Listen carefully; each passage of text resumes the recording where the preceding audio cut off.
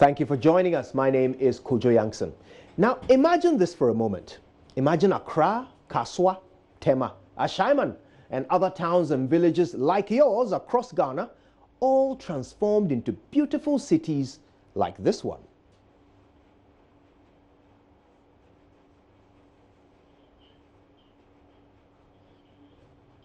Yeah, can you picture that?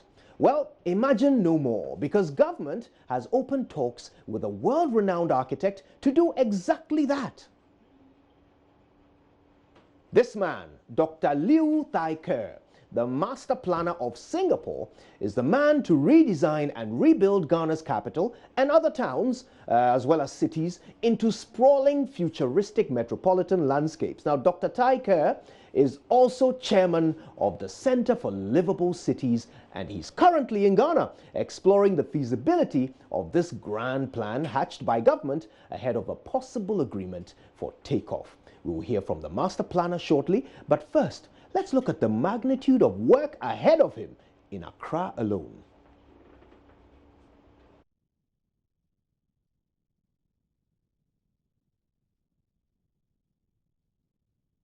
Population of 4 million people, that's about 16.3% of the nation's population. Accra's 24 miles of land, 24 square miles of land, it makes up 3,245 square kilometers. That's 1.4% of Ghana's land mass, okay? In 2010, the Population and Housing Census gave us this information. So ask yourself right now, this is the area to be developed. What indeed will it take to get the job done? Let's hear from the senior minister, Dr. Yao Osafo-Maafo, who met with the architect in Accra last week as talks began for the redesign and rebuilding of our capital. It is very clear that as a country you have a lot to gain by planning ahead, and there must be proper physical planning.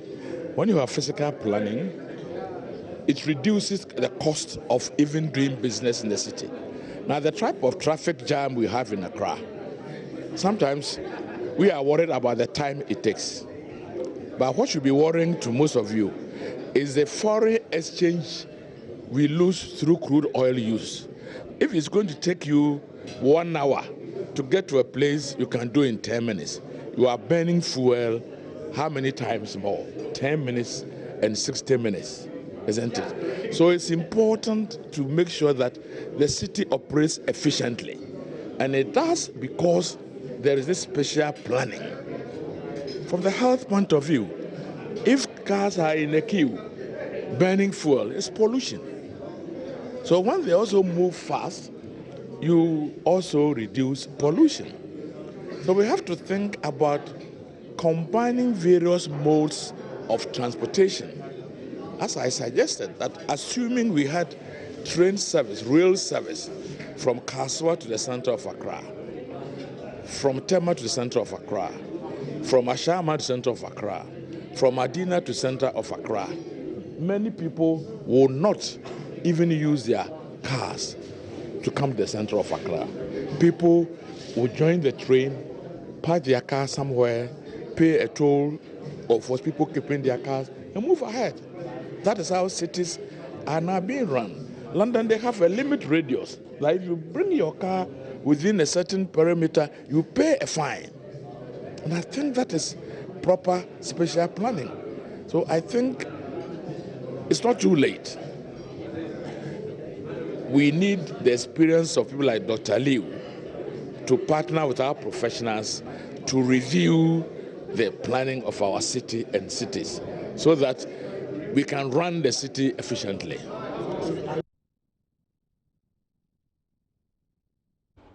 Yeah, quite a vision, isn't it? Now listen to the man who the government believes can do it. Dr. Liu Tai Ker spoke to journalists right here in Accra. Well, I have been invited by your Minister of Finance, Ken Oforo, to come and with the possibility of planning, doing a master plan, urban master plan for Ghana. So I counter-proposed to him that the most important planning job for Ghana should be to plan your capital city, Accra. And so that's why, that's intention of my coming here, to understand Accra.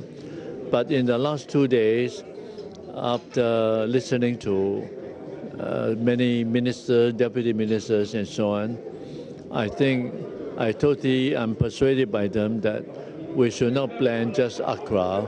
We should plan Accra and the immediate surrounding township in order to slow down the rural-urban migration. Because if you plan only Accra and make Accra so attractive and the surrounding township not improving its condition, then there'll be a bigger rush to come to Accra. That's not necessarily good for everybody. So the likelihood is that I may be planning Accra plus the immediate surrounding township. Yeah, already in the sense that I need to have a better understanding of your wishes and the problems that you identify, and also get the feel of the land. So yesterday we did a bit of tour, and this afternoon and tomorrow morning we will do some further tour, and also explain to your local government officials that I'll give them a list of the maps and information and reports I need before we embark on any, before we even draw up a contract agreement. But then? Hopefully next year. Well, I would say as soon as both sides are ready. But you see, it's urban planning job is very difficult, but it's also very difficult for anyone to be my client, because I'll ask for a lot of information. And that's, of course, in the interest of producing a good urban plan. So we are, this is, to me, is an excellent beginning. I have learned a huge amount in a short time, and I'm sure that would speak well for the progress of the next stage. Dr. Liu Tai-Ker there, speaking to journalists in Accra, and he is indeed a world-renowned town and city planner. Gosh, how long have we been talking and dreaming about a city like this? Take a look at the handiworks of Dr. Tai-Ker. Here's one he did earlier in Singapore. Just look at that. This is the man who designed all of that sprawling glass and metal, making up a beautiful skyline in the futuristic city of Singapore. And of course, as a town planner, he made sure that every single edifice is related to the surroundings that you will see around it. And some of his most iconic features are on the waterfront. You can imagine a city like Accra, which also has a waterfront, can definitely benefit from some of these amazing, amazing designs that Dr. Liu Tai-Ker put together for the now developed nation of Singapore. Of course, they've got water bodies in there. He didn't waste them. He made sure that he built to take advantage of the beautiful rivers as they lead out into the sea. That is beautiful indeed. Look at that road stretching across two banks of the river to unite two halves of the city as you enter from the sea. It's beautiful. They've got restaurants and all kinds of social venues perched atop some of their highest buildings so that you can have a great panoramic view of the city as you enjoy your lunch. And of course, visitors get to enjoy the best views of Singapore as is expected. Look at that. Look at those beautiful twin glass domes looking out to the river. And there's so much of that sort of development all across the grand city, the capital city of Singapore. And this is all the work of Liu Tai-Ker. Look at that. Look at that. Can you imagine how many tons of glass it takes to build that many floors of a skyscraper? Dr. Tai-Ker can probably tell you, but can we afford it? How much will it cost for Ghana to build a city of the future like this one? Not just in Accra, but in Tema, in Ashaiman, in neighboring towns and countries, cities like Pram Pram, all so that we can connect to each other in a modern, futuristic way. If you ask me, we certainly deserve it. But what will it take for us to get there? Just look at that beauty. Imagine flying over that in a helicopter, and then you come home and you start building exactly that in your backyard. That is the dream of government. But what will it take for it to become a reality? No doubt we will soon find out, because we've been out there asking you whether you would be willing to do what it takes to turn Accra into a city like this. Beautiful, beautiful landmarks all across the skyline of the Singaporean capital. Oh boy, I would love to visit it. And this, of course, was all put together by Dr. Liu Tai Ker, master planner, who of course is now talking to the government of Ghana about replicating some of his work right here. Oh, look at that. Look at that. A high-rise with gardens on every floor. That's fantastic. Only the mind of Liu Tai Ker could create such a thing. And this could be your home if government's plans come to fruition. I wonder how much it cost for Singapore to do this, and how much it will cost for Ghana to do the same. But if you would like to live in a city like this, well, it's going to take some sacrifice. Later on, we'll hit the streets and find out whether Ghanaians are prepared to do what it takes to live in a city like that. We'll also speak to an architect and urban planner at the Kwame Nkrumah University of Science and Technology. But before that, let's hear from the people of Accra themselves. We've been out and about, and here's what people said when we asked them, if Accra is to be rebuilt, would you move from your home to make way for it? You can rebuild Accra without people relocating. It depends. Measures can be put in place. If we, the Ghanaians, are going to abide with the rules and regulations and all that, Accra can rebuild itself. But it's not necessarily the government doing it. We, the Ghanaians, can support as well as the government supporting as well. Well, if it goes to the extent of relocating, yes, we will. And if the government is going to give us back, make us come back to where we were after rebuilding Accra, fine, no problem. There's no sense of relocating people. What you can do is to find a new area and start developing that area as a capital. Nigeria did the same thing. Lagos was, there were a lot of people in Lagos. It was very difficult to move through. What do? They were able to relocate their capital at the center of the country. So that kind of relocating people is not the best. I will agree to the relocation. I think that Accra is choked. All right, there are too many people in Accra, and that seems to be having a lot of pressure on the infrastructure in Accra. All right, so I think first and foremost, I will agree relocating people. All right, definitely now relocating the people should be probably just around Accra. I mean, if you go around, you leave Accra city, you go just away from Accra, you find that there's so much land around, right, where government could build big estates to relocate these people. Okay, the problem wouldn't be about relocating, it's about moving the business, because everybody comes to Accra because of transacting of business. So if you are relocating, is the business moving with us, or how is the transport system between the residents and the business going to be like? So for me, it's a good motive, but if it's going to affect the chain of business and economy, it's directly going to affect how the economy is going to grow. So for me, I believe it's a win-win situation if you have to relocate. Why not? If the government is able to compensate us for the relocation. Because there's only one thing that is constant in life, that's change. You can't expect Accra, the capital, to remain the same the way it's been 50 years ago or 100 years ago. There's always change. As long as the government does the right thing to ensure that the citizens are compensated. I think will not go down well with a lot of Ghanaians. It's very difficult to relocate a lot of people. One, because they are settlers, there are properties in Accra, and Accra is an area where there are businesses, people are working here. So relocating people to a different place in Accra, I think wouldn't be the best idea now. The idea of rebuilding Accra, personally I think is a very good idea, but the idea of relocating those who have stayed in Accra for so many years is the problem.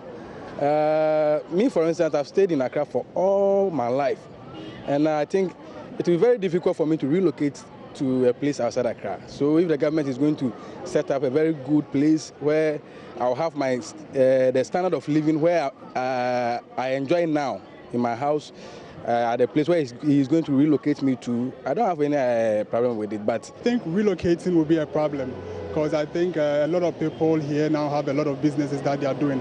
And if we are relocating, the question is, where are we relocating to? I don't think it's possible. Well, that's what you had to say on the matter. Now, let's go on the phones and speak with a couple of people who I think can certainly enrich our conversation. One of them is the CEO of the Consortium of Architects, Engineers and Town Planners. He's also the past president of Ghana Institute of Town Planners. But before we get to that, let's very quickly play a quick clip of the senior minister talking about what it'll take from you and I for such a city to be built here in Accra. Other offenses, people doing the wrong things in the city, building without permit and all those things, there are sanctions, but hardly do we apply them. So I think that we need also a fine city, and we can only get a fine city when we also adopt a city that will also use fines, meaning sanctions. So, Mr. Mayor, we will help you to make sure that sanctions work in Accra. We certainly need to change Accra. Accra is haphazard. You don't need to, and I'm happy you are here, so you drive around. But even if you look at the traffic jam and the problems of congestion and these things in the city, and you've traveled in Europe and other places before, some ideas come to your mind.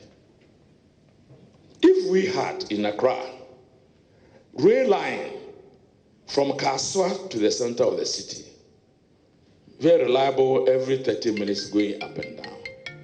From Nsawam to the inner city, from Ashama to the inner city, from Medina to the inner city, in the tram basis, shall we have that vehicular congestion? And the answer is no. Will people be bringing their cars in these areas? And the answer is no, because there's reliable alternate forms of transportation. Fine, just moving. And you are doing 30 minutes, you are in and out. So finding solutions to our problems is also not rocket science. It's financial. It's thinking through. And I think Dr. Liu, together with our very distinguished professionals, should be looking at how to resolve the problems we have. Yes, the city is not well planned, but we can't leave it there like that. We must think of resolving the problems, and I dare say the problems are solvable. We should, as he said to my hearing, that if we plan the cities around and do the linkages right, we should have a city which is very well planned, which is easy to move around, which is easy to live in, which has minimum pollution. Because the way the jams are, obviously, if we were to measure the quality of air in Accra regularly, some of us will move here and go to Accra to stay there. Yeah, Dr. Osafo Mafo there, who is, of course, the senior minister. Now let's go on the phone lines. Let's speak with a couple of people. First, the CEO of the Consortium of Architects, Engineers and Town Planners. He's also the past president of Ghana Institute of Town Planners. Let's speak to him now. We'll also be joining Dr. Charles Issel. He's a lecturer, architect and urban designer with the University of Science and Technology, Kwame Nkrumah University of Science and Technology. I think we can speak to him first. Is that right? Let's get through to him. Dr. Charles, forgive me. We're going to speak to our first guest, who is Dr. Charles Issel at KNUST. Dr. Issel, thank you very much for your time with us this afternoon. Now tell us, Dr. Essel, exactly how feasible is this plan of rebuilding Accra into a modern city like Kuala Lumpur?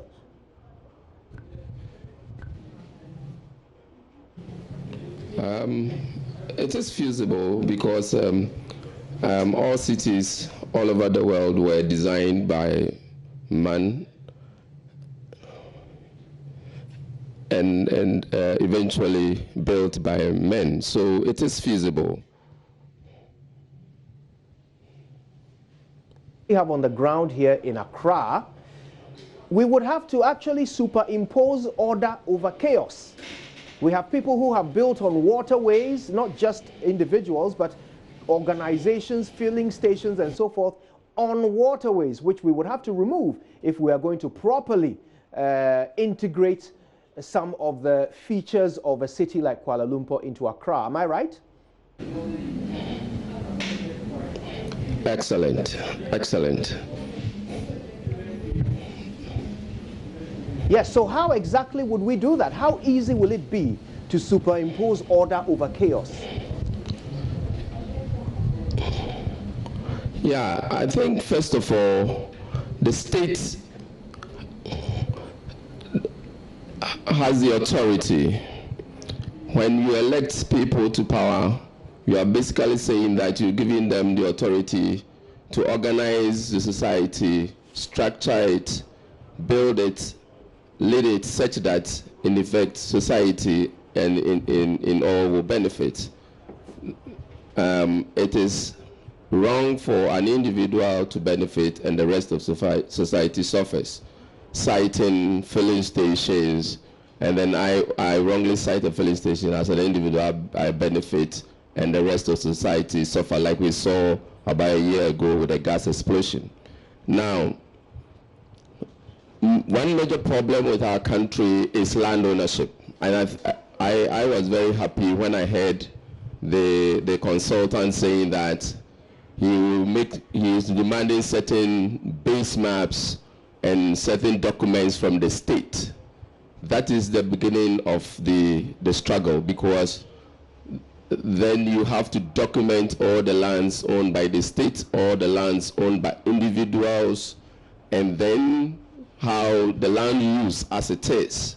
And then after you know how the land has been used, which might have contributed to the problems of the city, then he'll come out with his proposals. It is in the course of these proposals that the challenges will emerge, because the land use is likely to change. New roads, subways, and all the other things may come in, and landowners may have challenges.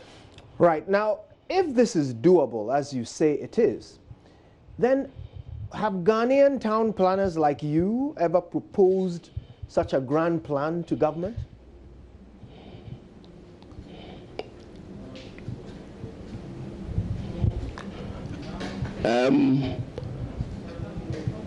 Well, I can't speak for the town and country planning, but I can speak for the Department of Architecture, KNUST,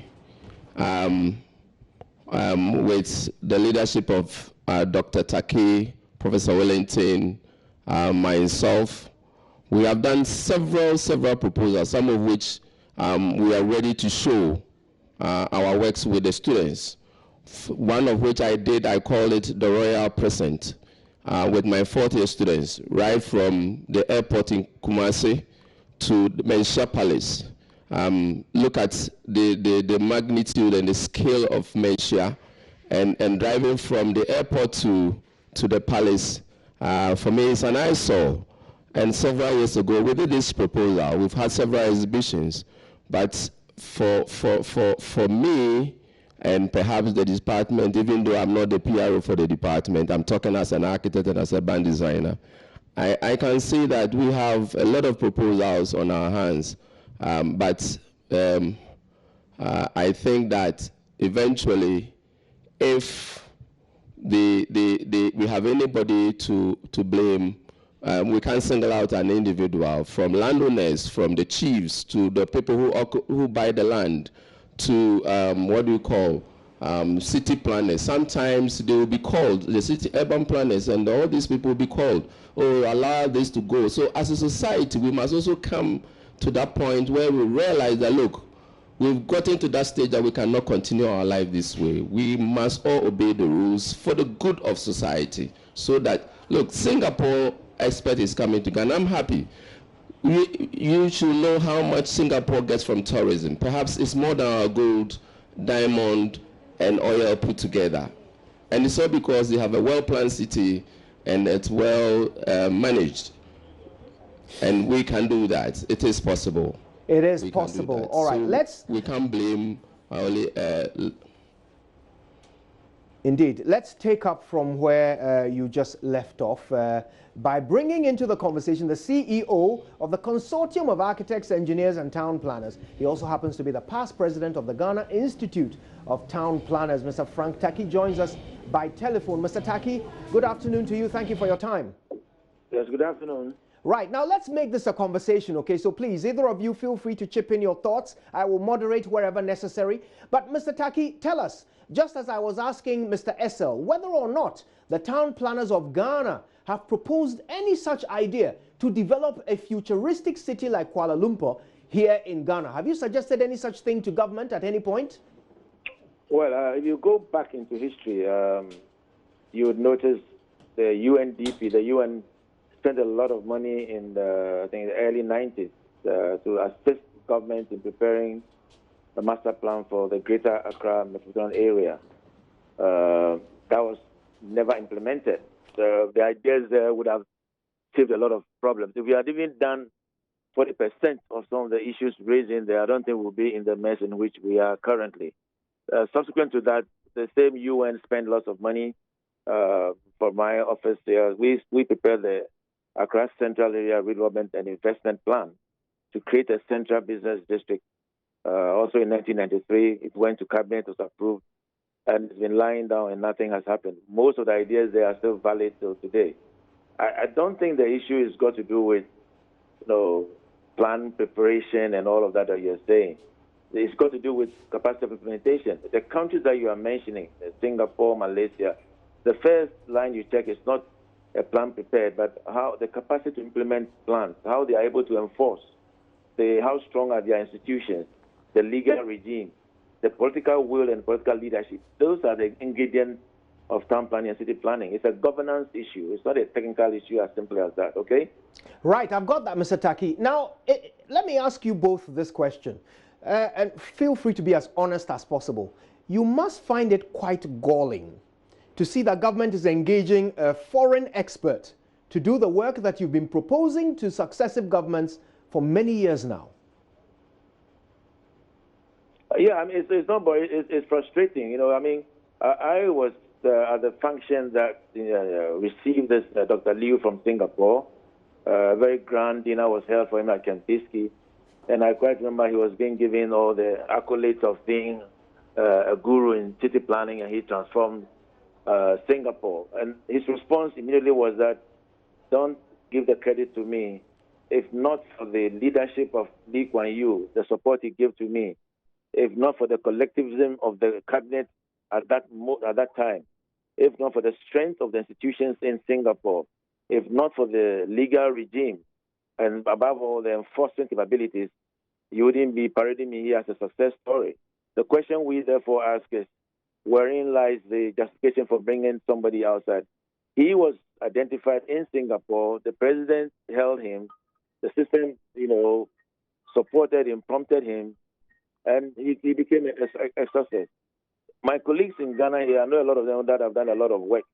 If any of us or any of them had a little support, like Dr. Liu had, we won't be here talking about Accra's mess, and probably we'll be celebrating the success of Ghanaian professionals in built environment in other parts of Africa. Give me a ballpark figure, okay? To turn Accra into Kuala Lumpur, how much are we looking at? It's not as a question of quantitative. First of all, the question is, which Accra are we talking about even? I don't even know where Accra is now, because I know now here there are 24 districts in Accra. Are you talking about the unified Greater Accra as a city-state, or are you talking about Accra metropolitan area, which is just a small fragment of what we know as Accra? So I don't know which Accra you are talking about. Well, perhaps this will help. The senior minister talked about Accra and surrounding cities like Tema and townships like Ashaiman, Weija, Kaswa, and perhaps even as far out as Pram Pram. So, yeah, looking at that sort of scape, probably looking more like a Greater Accra and surrounding areas.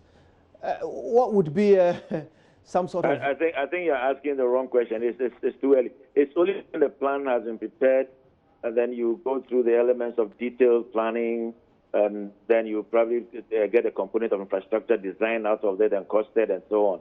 So I think you're jumping it too fast. But well, I don't see why you should even want to be like Singapore or want to be like Malaysia when the variables are so different. We can have a livable African city, okay? And we can plan it based on our culture, our politics, our history, without necessarily trying to copy the Kuala Lumpur or Singapore. Okay, they have different parameters that has led them to where they are, and I don't think we should try and copy them. I think we should be as honest to each other as possible, dispassionate. First of all, we have to understand where and how, why we are in this situation. Without understanding it, we'll be jumping to the wrong conclusion and wrong answers. And I think we need a dialogue with the politicians and the political leaders to, first of all, explain the ingredients and all that has created all this mess that we see around us. Once you understand the problem very, very well, then you can start attempting the solution. Otherwise, I don't think what we are doing will be helpful. You might bring the best city planners in the world from the US, from Brazil, from everywhere, put them together, bring out the plan, and it may remain the same, or not implemented, not enforceable. So if we want to give benefit of doubt to this government, and they are very serious about that, then let's give them a litmus test. We can give them a few, low-hanging fruits that can start transforming the city and test their readiness and the political will to implement them. So people will see that something is beginning to happen. Okay. I like the idea of testing the readiness and political will of government. Let me take a recent development and see how it fits into our assessment of their readiness and political will. They've announced recently that there are plans to build a cathedral, a big landmark in the capital city. To build what? I can't hear you. A cathedral here in Accra. And they've... To build what? A cathedral. Oh, okay, the cathedral, okay. Yes, Mr. Taki. So they plan to build this here in Accra. They've already earmarked some land somewhere in the city center, and they're going ahead with it. They will bulldoze some buildings and build it right there. Does this in any way make it more difficult or easier for them to then go ahead with this master plan that they are touting? Or are they making life more complicated by building individual projects like this and then seeking to plan a city around it? Well, I've tried to stay out of the discussion on this cathedral for personal reasons, but also for religious reasons. But clearly, the site that is selected is a wrong site within the the parameters of how Accra is growing. If you look at the structure of the city, you look at the trend. It's totally a wrong location. So that's my first. I don't know how they did the evaluation of the site and so on. I wasn't part of it, but clearly it doesn't fit into the trend and the structure of the city, emerging city center. So that's my first reaction. But when you impose such a thing onto the city, it's got ramifications, it's got impact around the immediate environment, and I really don't know how whether that has been figured out. I don't really know. I wasn't part of the decision making and whoever designed it and so on. But if they are committed to this grand replanning of Accra, will such an individual project going ahead make it easier or more difficult for them to implement a master plan, or will it make no difference? It depends on who's preparing the plan and what the key objectives are and how he sees the central area emerging.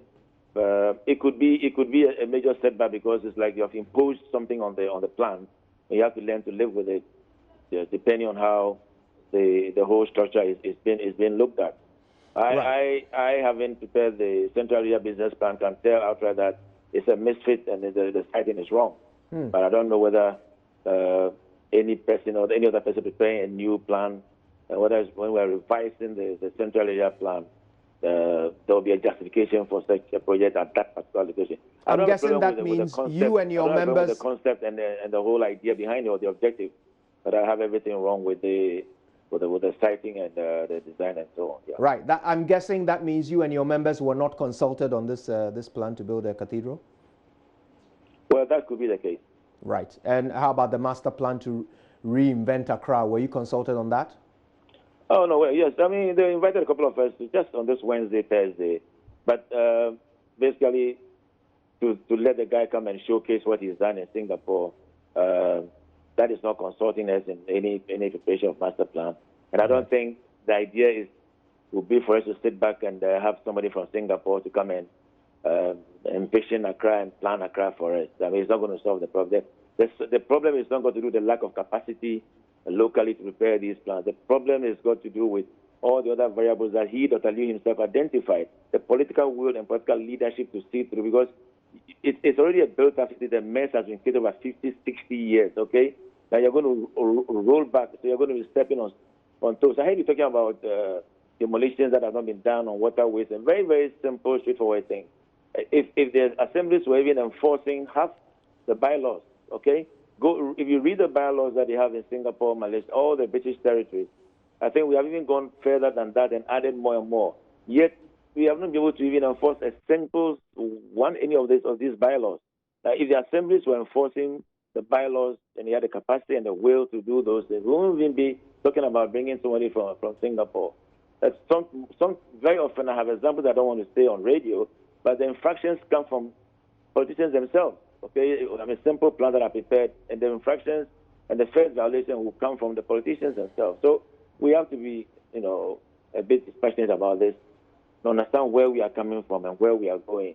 But don't just imagine that it's just like plugging a mango from a tree. You're going to just descend on Accra, and then there'll be a new plan, and bingo, Accra is transformed. No. It's a very, very complicated system, and I think we need to sit down, have a dialogue with the political leaders, explain to them, let them know, and then see where they can adjust things, and then give us a litmus test. Let us try as a country to just at least demonstrate the willingness to have one livable city. The nearest we came to was Tema, okay? Kwame Nkrumah's TDC. It was a dream come true. It was a success story. It was a tourist attraction for all students of planning within the sub-region coming to look at Tema. But we, the very people of the government institutions, so we sat back and then we've seen TDC deteriorate to a state where it is like Accra now. Everything that Nkrumah, the plan that they put in place, has all been reversed. So if we take Tema alone, leave Accra, is too complicated. Let's take Tema and try and take Tema back to its days of glory. If we can even do that as a living example, let me test the system. Then we know that, okay, we can learn from this example and move forward. Okay? Right. Okay. Now, Dr. Charles Essel has been listening all along to the suggestions of Mr. Taki. I wonder whether it has adjusted in any way your optimism that this can be done.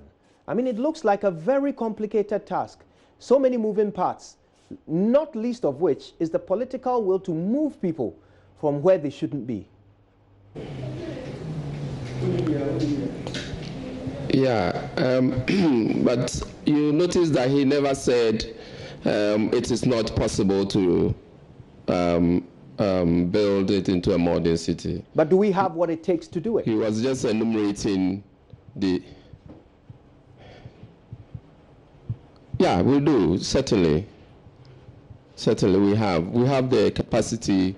You have some, the airport city in Accra was planned and built gradually from that basis. It may have its challenges like any other city. No single city is perfect. Yes, I know one city could be better than the other, but it is doable. Singapore has been tagged as most Europeans will call it a fascist state.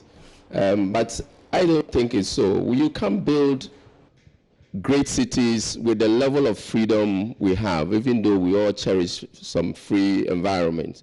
but some of the freedom is complete abuse.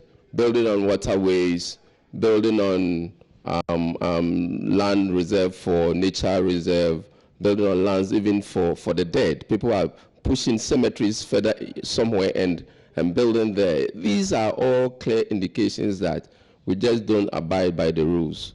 So I think Fred Taki, for me, has said it all. It is possible, yes. All great cities were built. Like ours, if we want to build it, we can do it. But it is the political will, like I said earlier. And do you think we have that political will? Because as we speak, there are buildings on waterways. We've already established that. There are people doing the wrong thing. When it rains, people die in Accra. And we've had this problem for decades. So really, if we could do it, would we not have done it by now? Yeah, it is. Yeah, I think that with all the challenge, the government gathering the courage to even start the discussion is okay. And then also looking for the human resources, foreign and local. My wish is that it should be a foreign and local partnership. If the government perhaps thinks that the capacity here is not enough, perhaps, let us partner and also learn whatever they did there and see how best we can implement it in other cities. Because Accra is not the only city we have as a nation. We have Kumasi, we have Takoradi.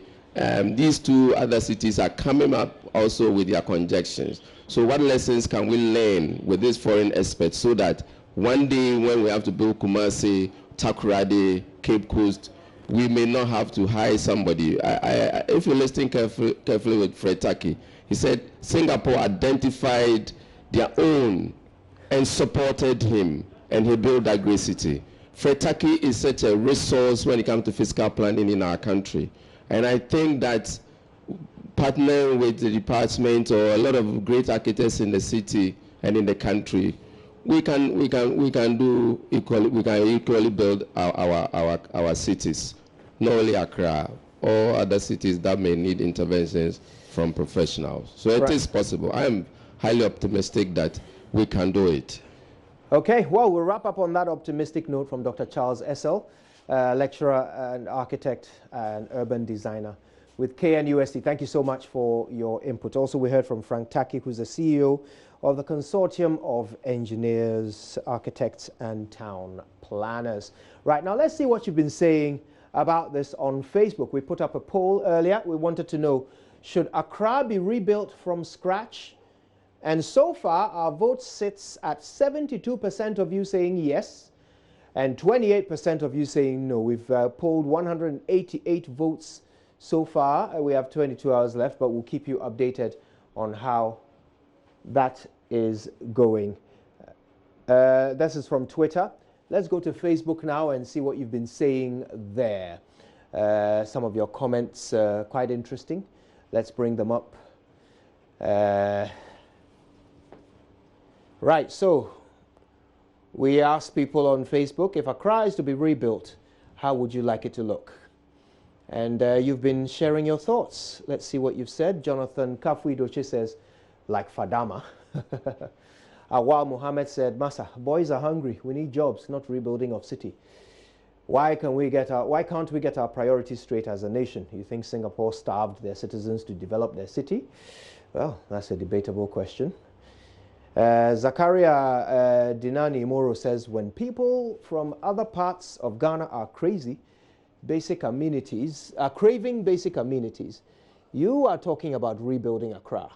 Look at the Eastern Corridor roads. Nana Isil Anapansu says, I can see the government bringing in architects from Singapore who will rebuild the attitudes and characters of the residents in Accra and possibly Ghanaians in general. I think that rebuilding must be done before the rebuilding of the city. Now, I think we can go to Ni Ajesowa. He's Mayor Mohammed Ni Ajesowa. He is, of course, the mayor of Accra. He joins me on the line. Mayor Sowa, what's your own take on this proposal to redesign and rebuild Accra? Good afternoon. Good afternoon to you. How are you? Very well. Good to speak to you. It's been a while. It has, Mayor. But I'm glad we're talking about this. How feasible exactly is government's plan to rebuild Accra? Well, thank you very much. I mean, life always starts with a plan. I mean, without a plan, you will never make any progress. And this is a very fluid city. There's always something going on in the city, and it requires a comprehensive and integrated plan for us to be able to achieve our vision of making sure that Accra becomes a livable city. And we work with all manner of professionals to be able to achieve that vision.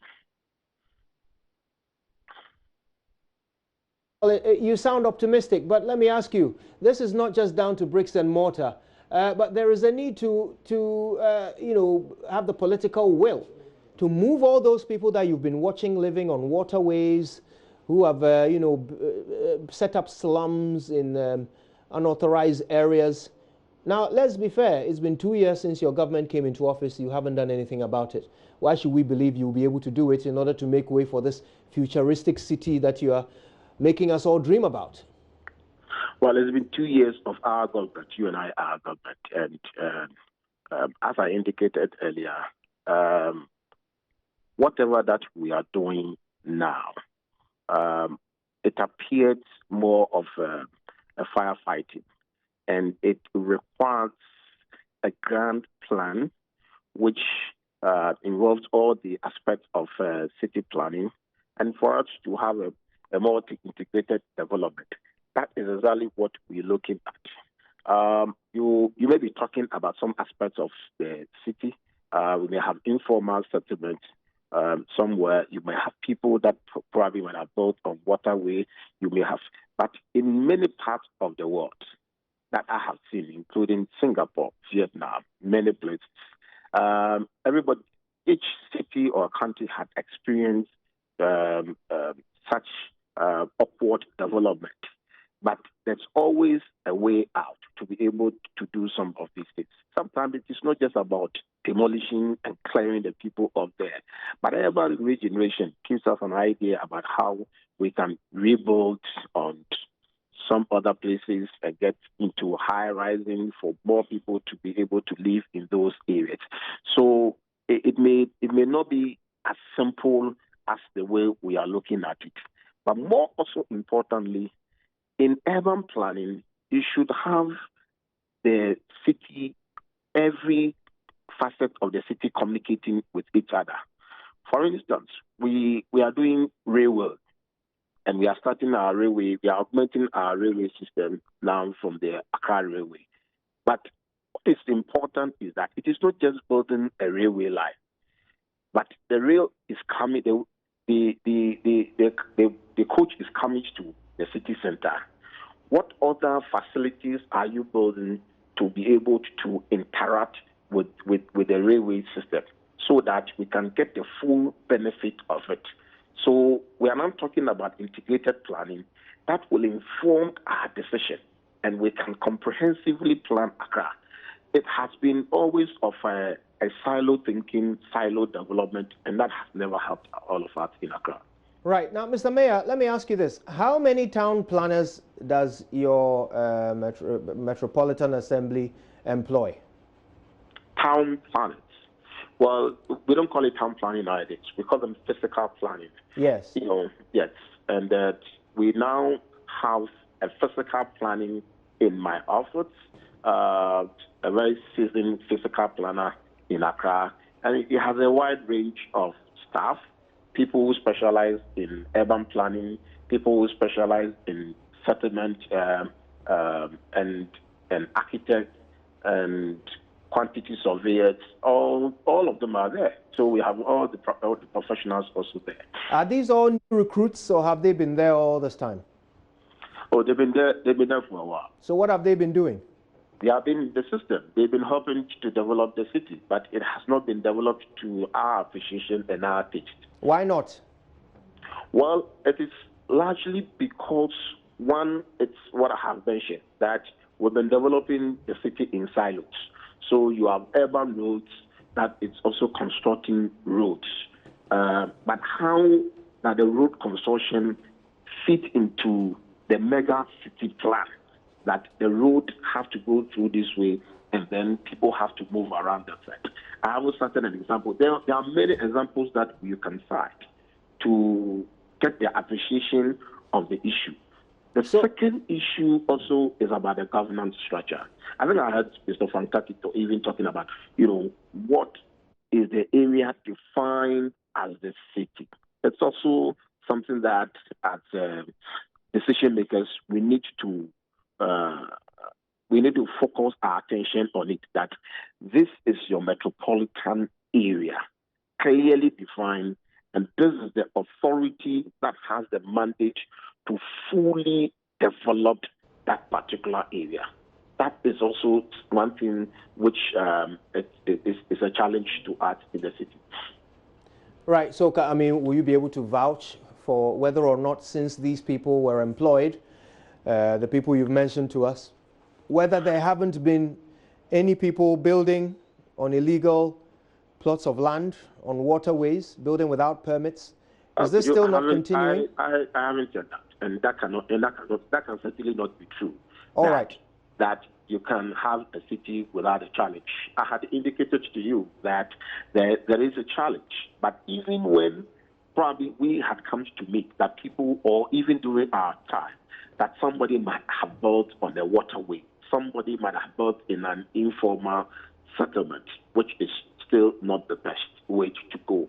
So why haven't we moved them all? The point is that, when you reduce the discussion, this is a very mega issue. When you reduce the discussion, big subject matter, to only somebody might have it, we may not achieve the objective for this. We are looking out for a mega city plan that fits, that every aspect of the city activity fits into it. When the discussion is focused on this and you are driving it, then we'll be achieving something. Well, Mr. Mayor, I get your point, but forgive me for interjecting. I get your point, but if we are not able to deal with the small issues, how can you convince any Ghanaian that you can deal with the big issue, that we can trust you to build an entire city like Kuala Lumpur here in Accra, when you can't even move one filling station off a waterway? How do you convince Ghanaians that you can do it? Well, I am very optimistic, and I don't buy your pessimism, because it's not part of me. This is a country that we all believe in it, and I believe that we have made some significant progress in this country. We admit that they may have challenge, and everywhere in the world, even in the United States or Kuala Lumpur or whatever you mentioned, they may have one challenge or the other. We can't create the impression that everywhere it looks like a paradise and Ghana looks the opposite. That cannot be a fact. We admit that they made the challenges. We are talking about having a city plan, a plan that clearly defines how the city should look like, and everybody gets a buy-in into it. And this is the direction where we are going at. As for whether there may be one issue or the other, everywhere in the world there are issues, and when it comes, we deal with it. Today we have gone round with the minister. I've gone round with the Minister for Sanitation to deal with certain fundamental issues. So it is not the fact that somebody might have told someone one way or the other that we don't deal with it. We deal with it. There may be other issues that have not been dealt with, and we'll continue to handle those issues. One thing is for sure, whether optimist or pessimist, if we are able to build a great city here in Accra, we will all benefit. So exactly, my brother. And I want to encourage you to share in that positive and optimism. Well, Mr. Mayor, multimedia started a couple of years ago with one radio station called Joy. Today, multimedia has grown. The city of Accra did not also start just yesterday. It started a long time ago. It has grown. There have been a lot of positive things. We should share in the positivism that we are doing something, but we are also agreeing that there are challenges. Let's focus on the positives and then the challenges, and share in the positivism that indeed we will get there. So do we know how this city will be funded? Do we know yet where the funding will come from to build this great city once it's been planned? Not yet. I mean, the engagement has just started, and the engagement started with our own professionals in the system, architects, civil engineers, seasoned urban planners. They all participated in the engagement. Dr. Liu shared his experience with them. He with all of them, and then he made some very fundamental points that has to be considered whilst we are moving on. So we've just started with engagement, and I'm really excited that the engagement are caught on also in the public space. I commend you for this discussion and engaging more professionals on this particular matter. I share the point that we should engage our professionals more in the public discourse to dictate in the discussion, and not too many politicians, because when the professionals' voice are drowned, it appears that you don't get the best also from the other side. So I'm happy with the discussion which is ongoing, and I think that we'll surely get there. Can you tell us why the decision was made to bring in the expertise from outside without consulting the local, those who belong to the association, those we heard from earlier today, who say they have not been consulted? Well, I'm really surprised that people say they have not been consulted, because I know that the Institute of Engineers and I think the architects, I personally know a lot of them who participated in the workshop at Kempinski. And I mean, Mr. Fantaki was there. I mean, he's a seasoned urban planner architect in Accra, has an authority in Accra, and all of them were present. If for some reason some people have been left out, the engagement has started, and to the best of my knowledge, which is led by Ministry of Finance. And because it's about Accra and participating, I'm sure we will get there. And it was made very clear at the meet that it's a process which has started and is gathering momentum. Besides the workshop, there were other people who are funded that were also met at a different forum. Dr. Liu also met a couple of ministries and some professionals also. He was there for a couple of days, about 3 days. So there were a lot of engagement. And if for some reason one group or a person had been left out, I do not think that it is deliberate, not at all for a moment. Okay, well, Mayor Agyesowah, you are certainly filled with a lot of optimism and hope, but we know hope is not a strategy, so we're hoping to see some strategy on how we will achieve this great dream very, very soon. Until then, so thank you very much. Until then, thank you very much for your time indeed. That, of course, was Mayor Mohammed Agyesowah of the Accra metropolitan area.